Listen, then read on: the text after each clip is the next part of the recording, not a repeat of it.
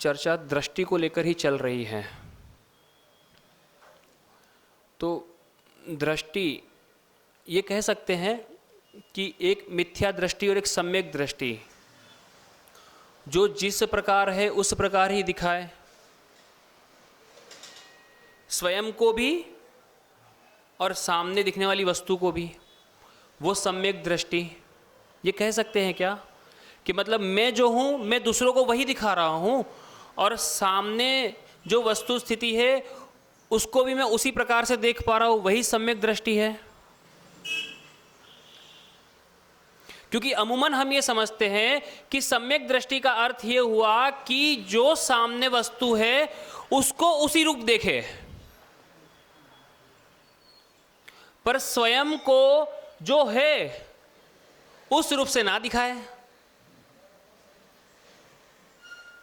अमूमन तो अर्थ ही लेते हैं ना, स्वयं को उस रूप से प्रदर्शित नहीं करते, अपने आप को तो मुखौटों के पीछे छुपाते रहते हैं कि मैं ऐसा नहीं हूं, मैं ऐसा नहीं हूं, आप मुझे गलत समझ रहे हैं, आप मुझे गलत ना समझिए, मैं ऐसा नहीं हूं। और जबकि देख लिया 1000 लोगों ने, फिर भी आप क्या कहेंगे कि मैं ऐसा नहीं हूं। तो क्या उसको सम्यक दृष्टि कहेंगे?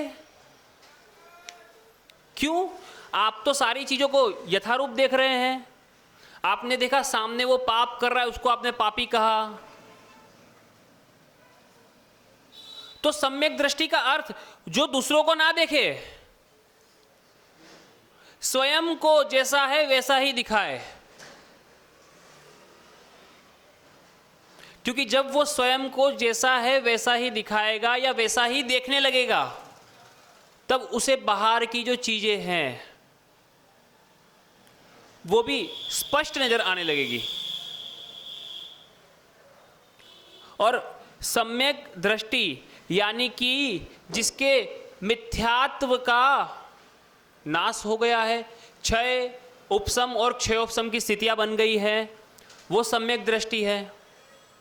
तो साथ में मोहनीय जो कर्म हैं, दर्शन मोहनीय कर्म, उसकी भी स्थितियां क्षय उपशम या क्षयोपशम को प्राप्त हुई है, ये मान सकते हैं। तो यहां पर मिथ्यात्व के साथ में सबसे जो प्रबल संबंध है वो मोह का है।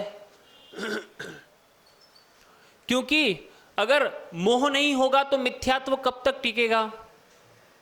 दर्शन मोहनीय की जो 3 प्रकृतियां कही, वैसे तो एक पर 3, मिथ्यात्व, सम्यक मिथ्यात्व और मिथ्यात्व, ये तीनों नहीं रहेगी तो मिथ्यात्व रहेगा क्या?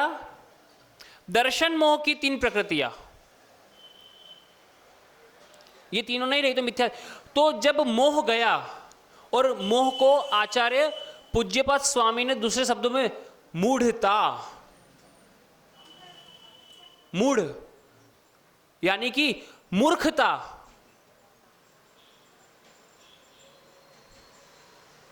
वपु गृहम धनम दारा पुत्र मित्राणि शत्रव सर्वथान्य स्वभावानि मूढ़ स्वानि प्रपद्यते। मूढ़, मोही शब्द इस्तेमाल हुआ मोही के लिए मूढ़, और मूर्ख, मूर्ख शब्द इस्तेमाल हुआ कि वपु यानी शरीर, ग्रह यानी घर, धन यानी धन, दारा यानी स्त्री, पुत्र यानी कि पुत्र, मित्र यानी मित्र और शत्रु यानी शत्रु, ये सभी अन्य स्वभाव वाले हैं। पर मूर्ख प्राणी क्या कहता है? मेरा है। क्यों? आंखों पे मिथ्यात्व का चश्मा लगा है, और कब से लगा है? अनादि से। ये चश्मा उतारने से काम नहीं चलेगा, मिथ्यात्व का चश्मा उतारना पड़ेगा।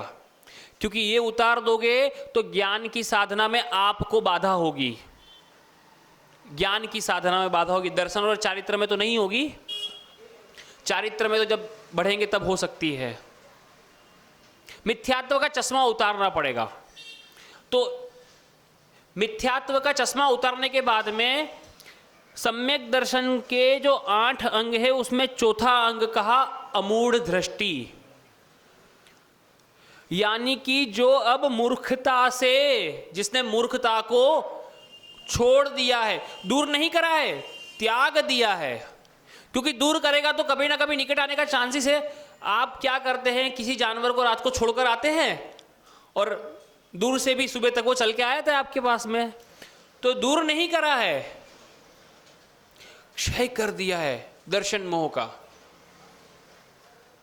त्याग दिया है, या उसकी ऐसी स्थिति बना ली है, उदयाभावी क्षय खड़ा कर लिया है, सद अवस्था रूप उपशम कर लिया है कि वो अब जल्दी से उदय में नहीं आ पाएगा।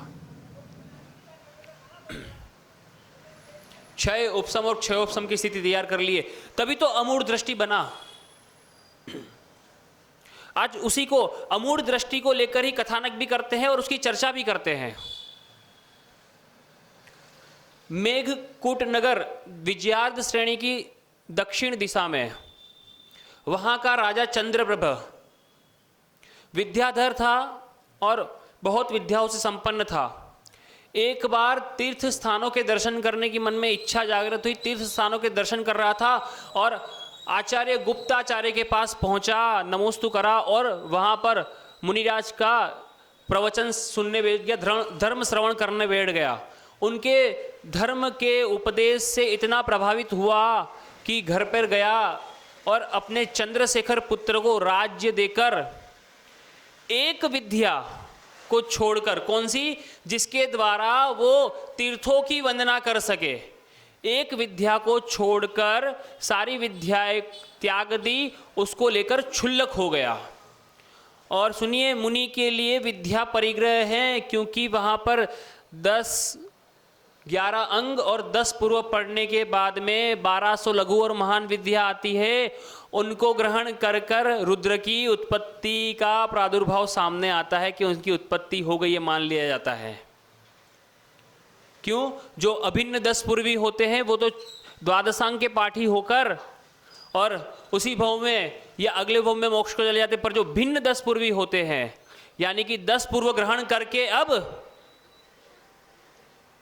नीचे को जाएंगे। समझ रहे हैं ना? 1200 विद्याओं को परिग्रह के रूप में ग्रहण कर कर।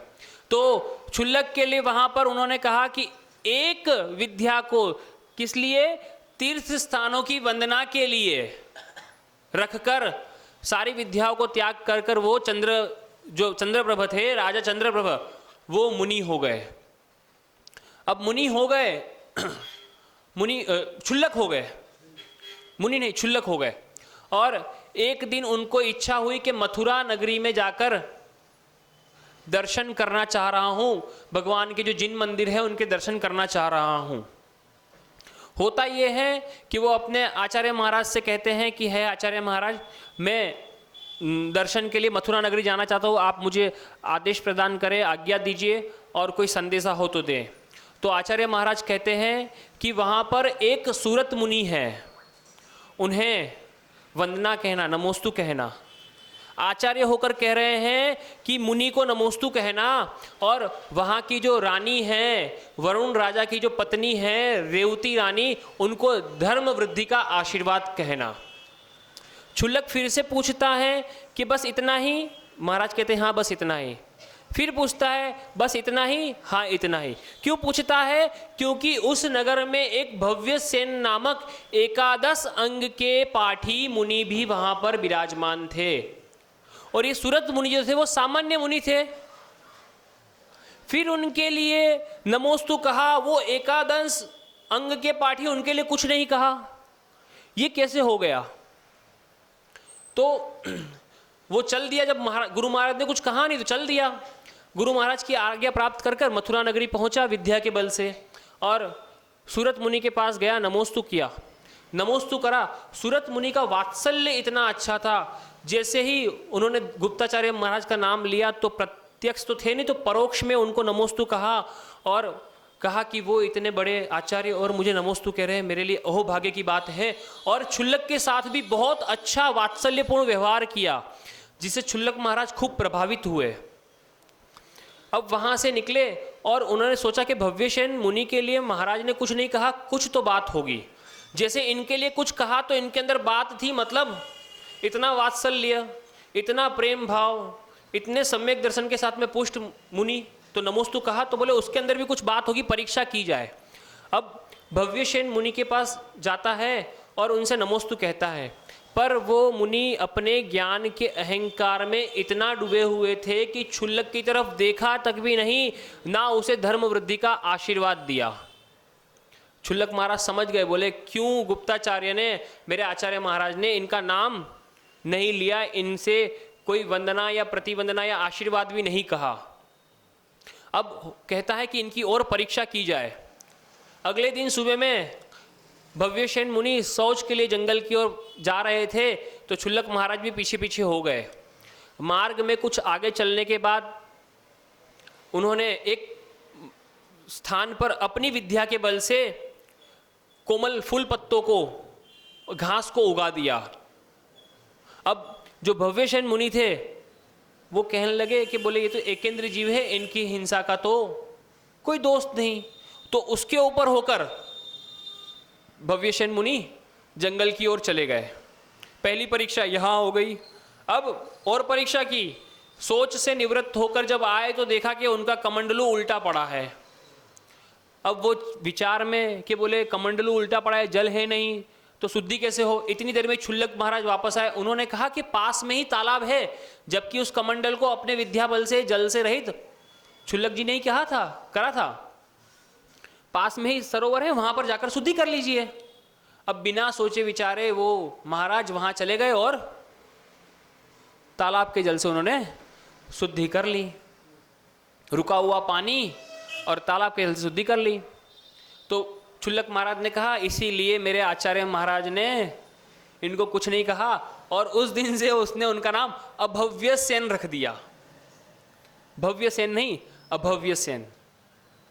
अब यहां दोनों मुनियों का वर्णन पूरा हुआ। अब उसने कहा कि आचार्य महाराज ने एक सामान्य श्रावक को धर्म वृद्धि का आशीर्वाद दिया है, तो बोले उसकी भी कसौटी की जाए, परीक्षा ली जाए कि बोले वो वास्तविकता में इस आशीर्वाद के लायक है या नहीं। तो वो क्या करते हैं, नगर के बाहर विक्रिया से पश्चिम द्वार के अंतर्गत चतुर्मुख ब्रह्मा का रूप धरकर आते हैं, और शहर में ढिंडोरा हो जाता है कि ब्रह्मा आए हैं, ब्रह्मा आए हैं, ब्रह्मा आए हैं। तो नगरवासी कहते हैं रानी आप भी चलिए। तो वो कहती है कि ब्रह्मा तो एक ही है, जो सिद्ध भगवान है वही ब्रह्मा है, और मेरा ब्रह्मा तो स्वयं मैं हूं, क्योंकि मेरी सृष्टि का करने वाला और कौन हो सकता है। तो बोले ऐसा कोई ब्रह्मा होता नहीं है। तो वो नहीं जाती दर्शन करने के लिए। अब दूसरे दिन फिर परीक्षा करते हैं, दूसरे दिन कसौटी करते हैं, और विष्णु का रूप धर के आते दक्षिण दिशा की तरफ से। तो सब लोग दौड़ते हैं, विष्णु आए हैं, विष्णु आए। बोले ऐसा कोई विष्णु होता नहीं है। बोले ये तो बोले हमारे भगवान तो वितरागी होते हैं, तो ये तो चतुर्मुख है, गदा शंख तलवार हाथ में, तो उनकी पूजा कैसे, वंदना कैसे हो सकती है, नहीं हो सकती। बोले उन्हें डर किस चीज का, उनके पास शस्त्र का ही के लिए। तो बोले ये तो नहीं, बोले मैं जाऊंगी नहीं। फिर नहीं गई।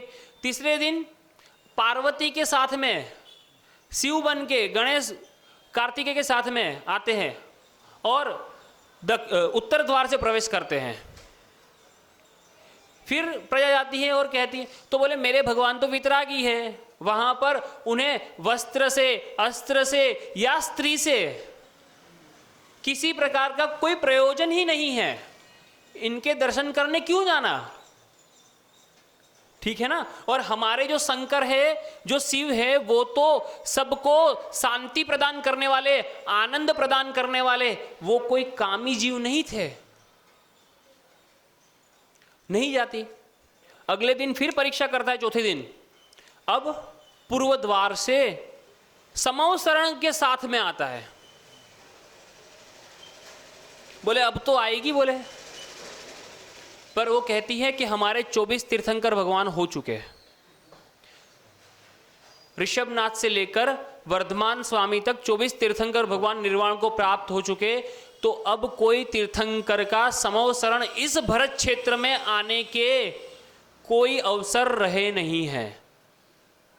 इसलिए ये कोई ढोंगी है, पाखंडी है, जो माया करके आया है और अपने विद्या बल से, अपनी माया से सबको छल रहा है, भ्रमित कर रहा है, तो बोले मैं दर्शन करने कदापि नहीं जाऊंगी। इतनी सी बात यहाँ पर क्षुल्लक तक पहुँच जाती है। क्षुल्लक समझता है कि वाकई में जो रानी है वो सम्यक दृष्टि है, पर अभी संतुष्टि नहीं हुई क्षुल्लक महाराज को। अब क्षुल्लक महाराज क्या करते हैं, अगले दिन एक जीर्ण शीर्ण शरीर बनाते, अपने शरीर को बिल्कुल क्रश कर लेते हैं विद्या के बल से, और रानी के महल में जाकर लड़खड़ाते हुए जाते हैं और गिर जाते हैं। रानी देखती है क्षुल्लक महाराज आए हैं लड़खड़ाते हुए और गिर गए, तो वो जाती है करुणा से भरी हुई और तुरंत उन्हें उठवाती है कि क्षुल्लक महाराज आपका स्वास्थ्य ठीक नहीं है, आप आए। उनको स्थान देती है, बिठाती है, उनकी परिचारक यानी कि वैयावृत्ति करवाती है, और फिर आहार के समय उनको योग्य प्रासुक आहार देती है। क्षुल्लक ने देखा यहाँ तक तो ठीक है, अब क्षुल्लक कहता है और परीक्षा करूंगा। वो क्या करता है, सारा भोजन कर लेता है और दुर्गंधयुक्त वमन कर देता है। विद्या से जितना खाया था उससे कहीं ज्यादा बाहर निकालता है और दुर्गंध से युक्त। अब रानी कहती है कि बोले मैंने कुछ सोचे विचारे बिना ही कुपथ्य अपथ्य भोजन उनको आहार में दे दिया, इस वजह से महाराज की ये स्थिति हो गई। बोले मैंने क्या पाप कर दिया। अब क्षुल्लक समझ गया कि बोले वाकई में रानी सम्यक दृष्टि है, रानी सम्यक दृष्टि है। क्या आप लोग इतनी परीक्षा करते हैं क्या? क्योंकि चर्चा यहां पर अमूढ़ दृष्टि की हो रही है। घर का बालक बीमार हो जाए और कहे कि वहां पर झाड़ा लगाने से ठीक हो जाएगा, हनुमान की गदा लगाने से ठीक हो जाएगा, वहां पर राख लगाने से ठीक हो जाएगा, तो आप क्या इतनी परीक्षा करते हैं क्या? क्यों? क्योंकि आप सब मूढ़ दृष्टि है और वो थी अमूढ़ दृष्टि। पहले ही कहा मूढ़ यानी मूर्खता, मोह। आप सब मूर्खता से भरे हुए हैं, मोह से सहित है। और रानी जो रेवती रानी जो थी वो अमूढ़ दृष्टि थी। मोह को और मूर्खता को कोसों दूर पहले त्याग दिया था। परीक्षा करी अच्छे से, खुद ने भी करी और खुद की परीक्षा भी की गई।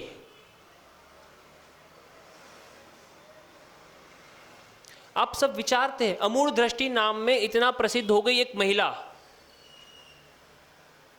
और आप सब तो इतने मोह से भरी हुई हैं कि कुछ हो जाए तो कौन से उपवास चलते हैं। करवा चौथ का व्रत चलता है, होली अष्टमी चलती है, क्या क्या चलती है। बालक अगर नहीं करेंगे तो पति मर जाएगा, बालक मर जाएगा, ये सब सोच में रहती है। तो ये अमूढ़ दृष्टि की निशानी है, सम्यक दर्शन की निशानी है क्या? विचार करें आप तो।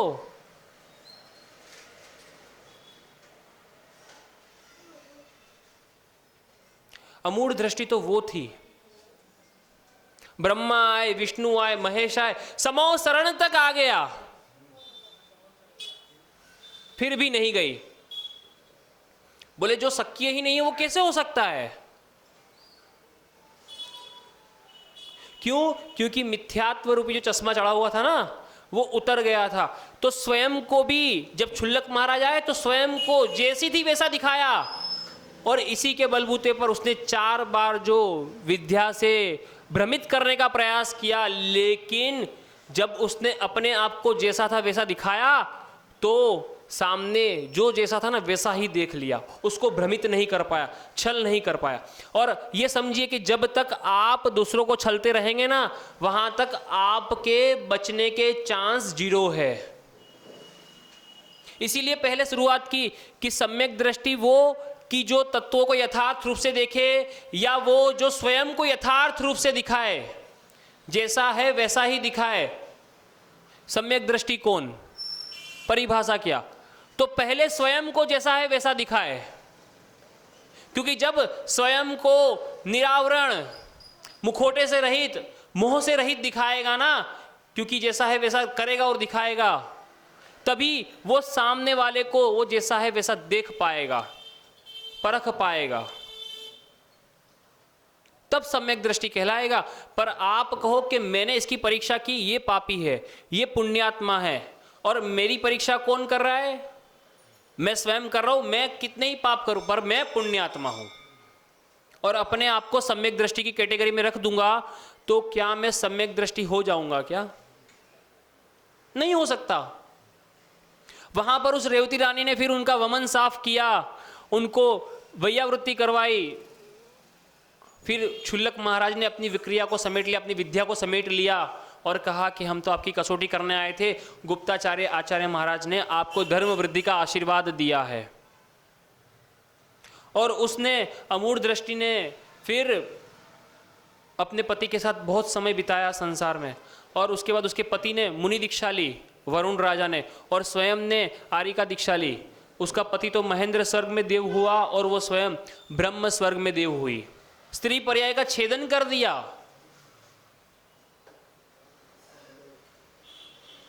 तो सम्यक दर्शन के माध्यम से ही स्त्री पर्याय का छेदन हो सकता है। हम चरित्र की कोई चर्चा ही नहीं कर रहे, दर्शन की ही चर्चा कर रहे हैं स्पष्ट रूप से, और 2 दिन से 3 दिन से वही दर्शन की ही चर्चा चल रही है। क्योंकि दर्शन होगा तो स्वयं अपने आप ही चरित्र आ जाएगा, ज़्यादा प्रयास नहीं करना पड़ेगा फिर उसके लिए। तो सभी लोग अमूढ़ दृष्टि बनने का प्रयास करें, मोह से रहित होने का, क्योंकि अनादि संबंधे च लिखा है तो वहां पर केवल तेजस और कार्बन शरीर के लिए नहीं। हमने आगे की व्याख्या में कहा था कि मोह और मिथ्यात्व भी अनादि संबंध से आपके साथ चला आ रहा है, ठीक है ना। तो सभी लोग इस अनादि संबंध को तोड़कर उस अनादि संबंध को भी तोड़ने का प्रयास करें, क्योंकि जब तक मोह और मिथ्यात्व का संबंध नहीं टूटेगा ना, वहां तक तेजस और कार्बन का भी जो संबंध है वो नहीं टूटेगा, ठीक है ना। इन्हीं विचारों के साथ में अपनी वाणी को विराम देता हूं। पूज्य गुरुवर से निवेदन करेंगे कि वे अपनी अमृतमय वाणी से हम सबका मोक्ष मार्ग प्रशस्त करें। बोले देवादिदेव श्री आदिनाथ भगवान की।